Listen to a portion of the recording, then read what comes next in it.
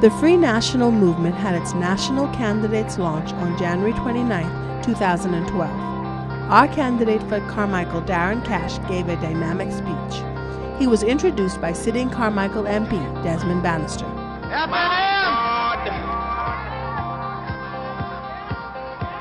Are you ready? Are you ready? Thank you. Thank you.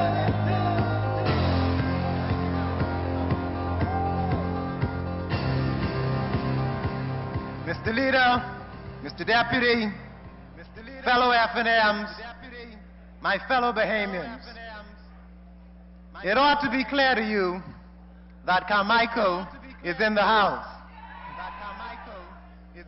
Prime Minister, or Papa, I understand that ever since you've been trying to win back the good graces of an old love called Lizzie, you've been carrying around a new bag.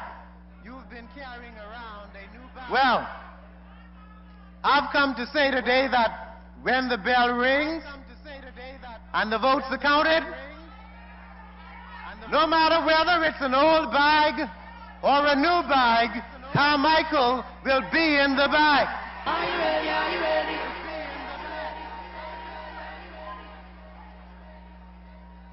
Tonight, ladies and gentlemen, I stand on the shoulders of giants.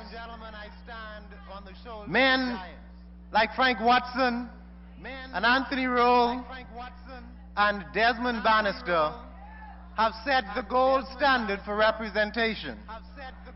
They have demonstrated a consistent willingness to reach across the political divide and represent all the people, FNMs and PLPs, and those in between. I am grateful for Minister Bannister's support and endorsement. I am also grateful for the warm embrace that the dynamic leaders of the Carmichael Constituency Association have given to me. For those of you who don't know me, my name is Darron Cash. I am a chartered accountant, husband to Annette Cash, and father to a son, Jonathan. From the doors of Uriah McPhee Primary School in the heart of Kemp Road to the halls of the Upper Chamber of Parliament, mine has been an amazing journey. For this, I give thanks to Almighty God and to my mother, Cleo Cash, without whom this day would not be possible. A single mother, she raised 6 children of her own and 2 others that she adopted. She has been a consistent source of inspiration and motivation. She invested in her children's education and not in her own immediate comfort. This taught me the real meaning of sacrifice. Her example inspired me to get involved, give back, and make a difference at every stage of my journey. Who I am today is grounded in my mother's example and in the values I adopted upon joining the Key Club of St. Augustine's College in 1982. It was there that my desire for serving others was first ignited. At the College of the Bahamas, my political awakening was supported by an atmosphere of shared striving towards both personal and national excellence. It was there that I began to fully put into practice everything that I learned in Kiwanis-sponsored youth. It was also there that I wrote my first letter to the editor, offering a critique of a certain College of the Bahamas Union of Students president named Shavago Lang.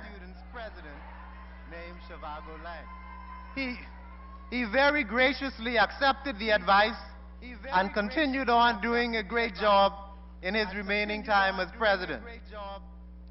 He also said to me, if you think this job is so easy, then you do it. And so I followed him in becoming the next president of COBUS.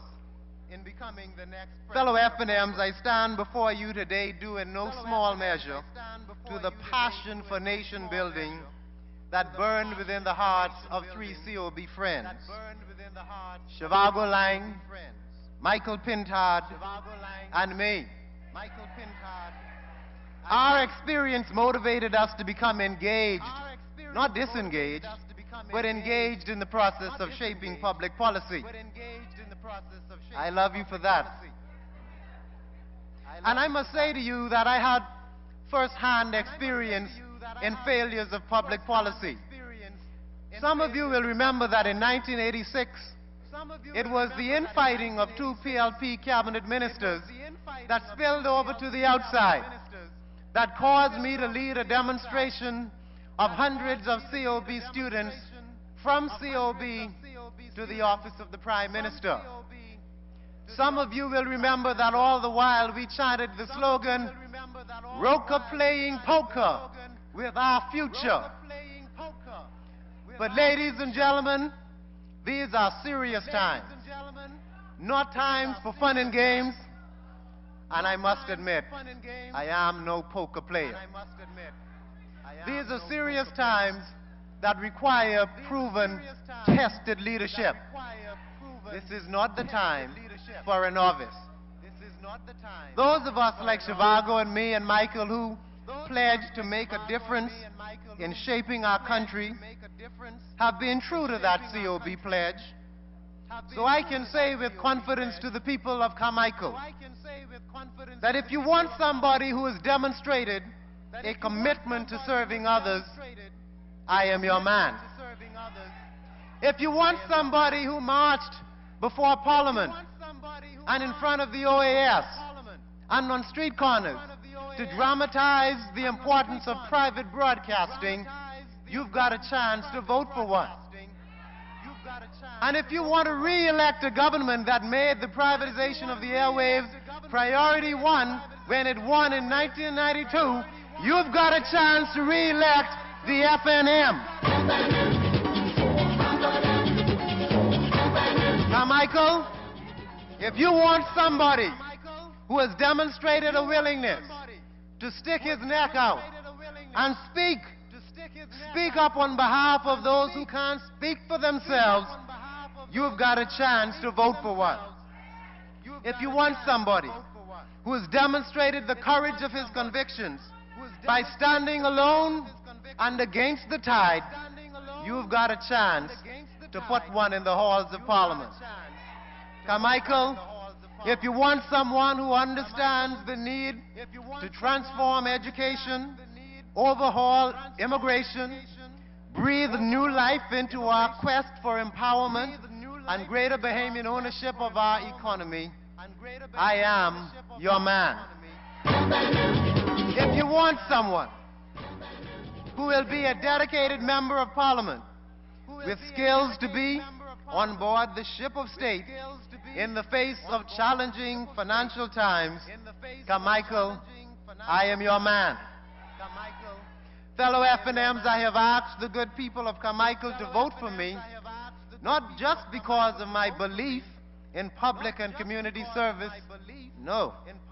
I have asked for their vote because making a difference has been the defining characteristic of my life for all of my life.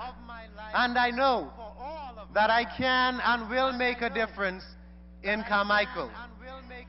And so, as the people of Carmichael get ready for Decision Day and ask and wonder to themselves whom will they send to Parliament, I stand before them like Isaiah and raise my hand and say, here I am, send me.